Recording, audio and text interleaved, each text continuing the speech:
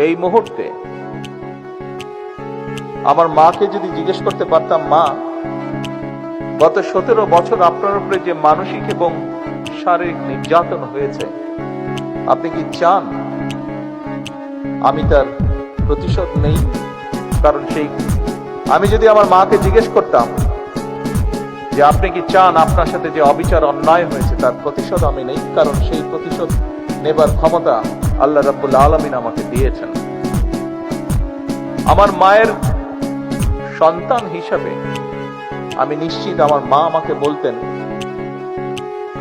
তোমার দায়িত্ব দেশের সকলকে ঐক্যবদ্ধ করে সামনে এগিয়ে যাওয়া, দেশকে সামনে নিয়ে যাওয়া।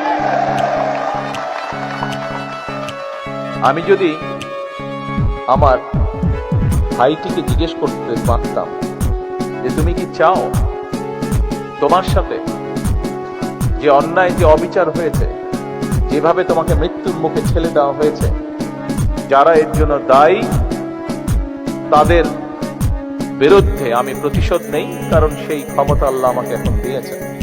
আমি নিশ্চিত দুভাই আমরা একসাথে বড় হয়েছি, তাকে আমি চিনি, তাকে আমি জানি, একই রক্ত আমাদের শরীরে প্রবাহিত।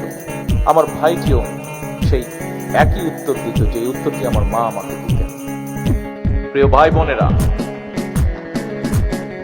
আমি 17 বছর আগে যখন এই দেশ ছেড়ে চলে যেতে বাধ্য হয়েছিলাম, আমি কি অবস্থায় গেছিলাম সেই বিবরণে আমি যেতে চাই না।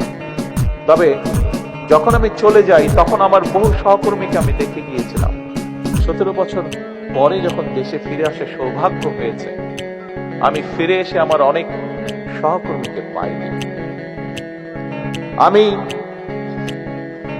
জুলাই আন্দোলনের আগেও আমার বহু সহকর্মীকে দেখেছিলাম।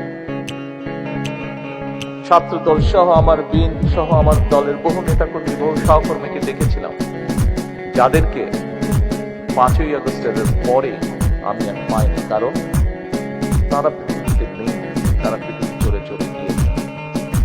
আমি 17 বছর আগে যখন এই দেশ ছেড়ে চলে গিয়েছিলাম বাধ্য হয়ে, তখন আমার বহু সহকর্মীকে দেখে গিয়েছিলাম সুস্থ সবল এক তরুণ যুবক।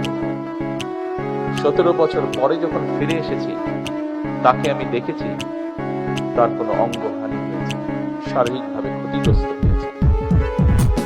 একই ঘটনা ঘটেছে 5ই আগস্টের আগে।